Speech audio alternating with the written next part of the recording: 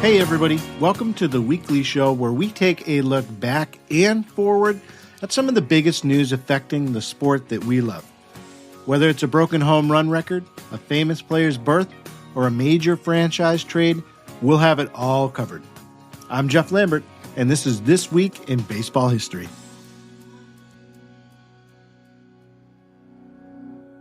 Hello everybody, Happy New Year. Welcome to 2025. I am very excited to start off the new year with you with a new episode about some of the best and most memorable moments from baseball this week throughout history. Got some great ones for you. Some notable Hall of Fame inductions in this episode because it's that time of year. We currently have the names that are up for this current year that are being discussed, and that's going to be chosen on January 21st. Got a special episode coming up with old friend of the show, John Vampatella, to come on and rate the Hall of Fame selections for this year, so keep an eye out for that. But for this episode, let's go ahead and jump into the top moments from this week in baseball history.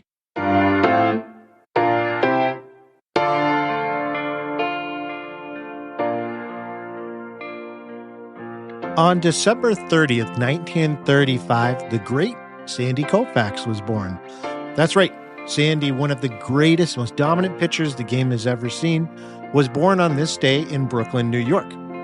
Now, he would grow up and pitch for his hometown Dodgers, but his legend really truly took off after the team moved to Los Angeles. So from 1962 to 1966, Koufax put together one of the greatest stretches of any pitcher in baseball history. He racked up a jaw-dropping 111-34 record, and he led the league in ERA for 5 straight seasons. He also won 3 Cy Young Awards, and that came at a time when the honor was usually only handed out to one pitcher across both leagues. So that's an even greater testament to just how dominant he was. Now, Koufax wasn't just a regular season marvel. He delivered on the big stage too. He had a career .95 ERA in the World Series, and he helped the Dodgers win 3 championships. And also, we can't forget about the perfect game that he threw in 1965, and that was one of 4 career no-hitters. Now, sadly for Sandy, injuries did cut his career short, but Koufax still made his mark as one of the youngest ever Hall of Fame inductees in 1972. This is a guy that retired at just 30 years old. So his legacy stands taller, I think, than most careers that would have lasted twice as long. So simply put, Sandy Koufax was and will always be one of baseball's true icons, and he was born on this day. On December 31st, 1972, Roberto Clemente disappeared in a plane crash. So it was New Year's Eve, 1972. The baseball world was very abruptly changed when baseball legend Roberto Clemente tragically lost his life.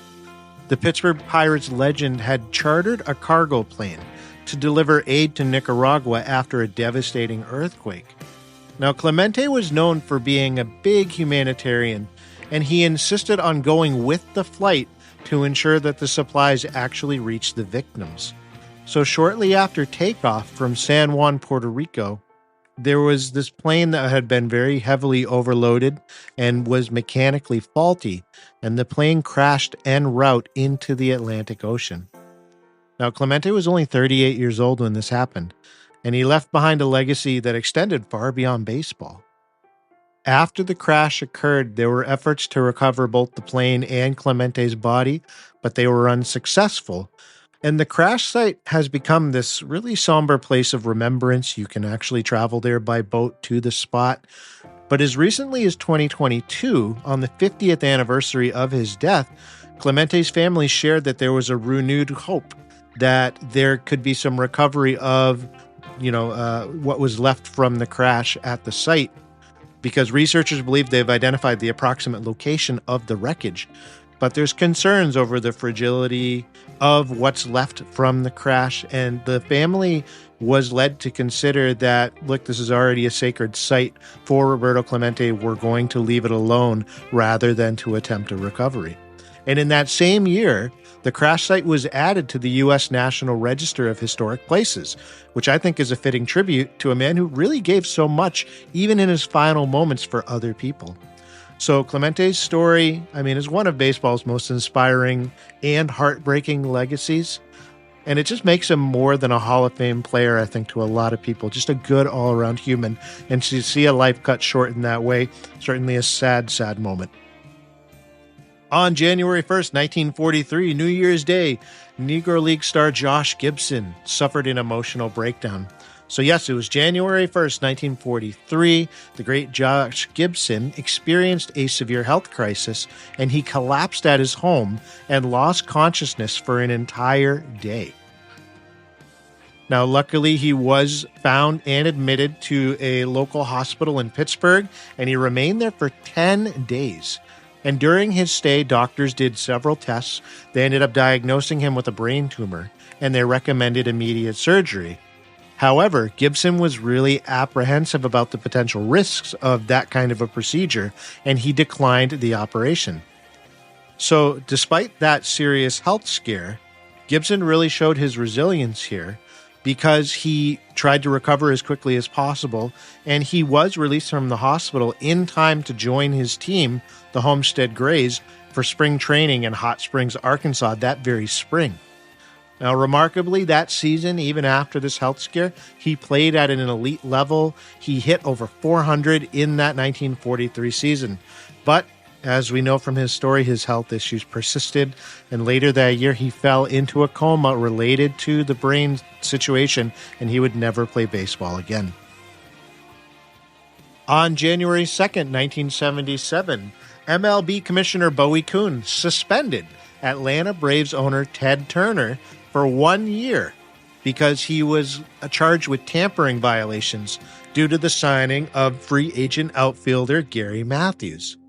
Now, Ted Turner had openly expressed that he had intent to sign Matthews to a contract, and Matthews was signed to the Braves, and he went on to have a very productive stint with the team, which included an all-star appearance in 1979. But when Turner expressed that clear intent publicly, that created an issue. The issue was the fact that he made that announcement before the free agency period began, leaving him in clear violation of the MLB's tampering rules when it comes to free agency signings. Now, this suspension wasn't the only time Turner got in hot water for some of his hands-on/controversial approach to team ownership. There was another time during the 1970s where the Braves were in the midst of a 16-game losing streak, and Turner decided to appoint himself as the Braves manager for a single game, which was a move that was quickly nullified by the National League president Chub Feeney, and he cited league rules were prohibitive against owners taking management control of their teams.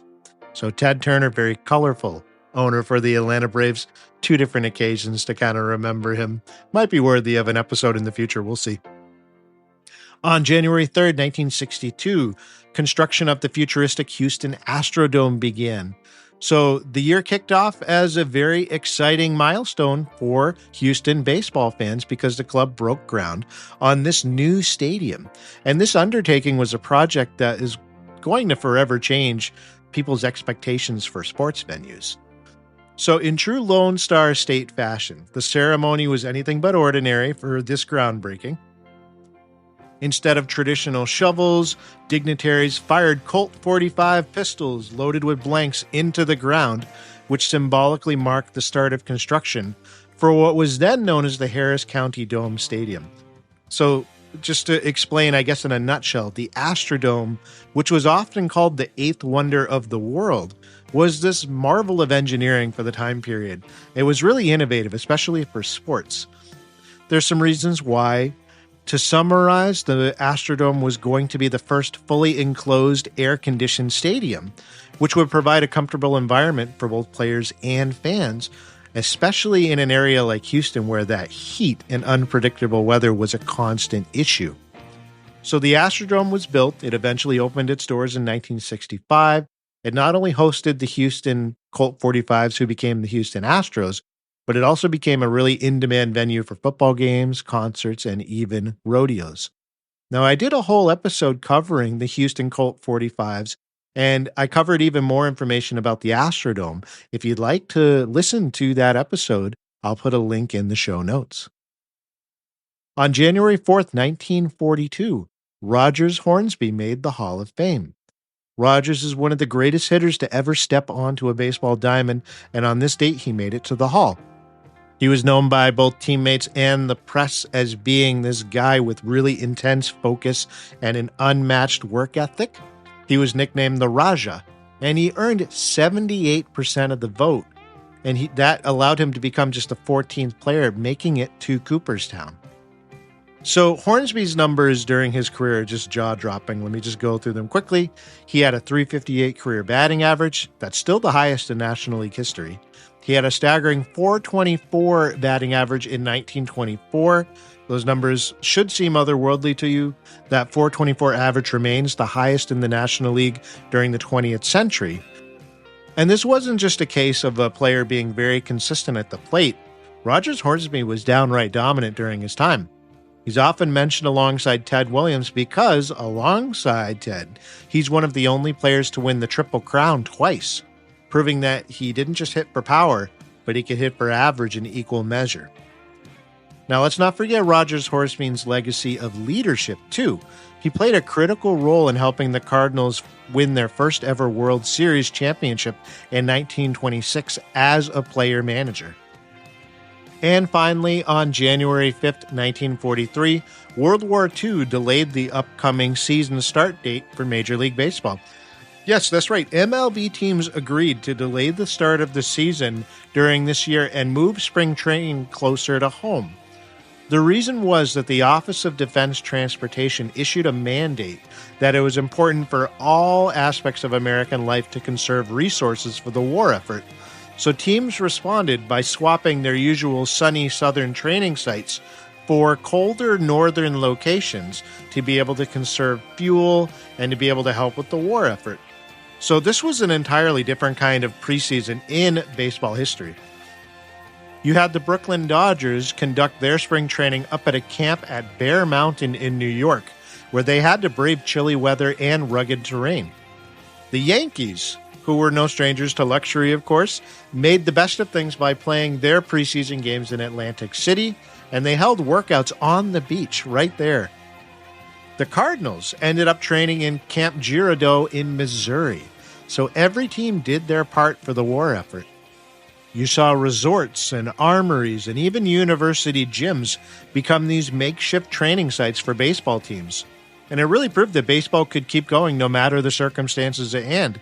This was a league-wide effort to adapt to wartime restrictions while still giving fans the chance to cheer. And I think that's a reminder that even in tough times, baseball finds a way. Well, folks, we've reached the end of another episode. I want to thank you for taking the time to make this a part of your regular schedule. And I hope you stay tuned for the new episode, regular episode that's coming out later this week. I think you're really going to enjoy it. Until next time, I hope you have a safe and wonderful rest of your holiday season. Take care.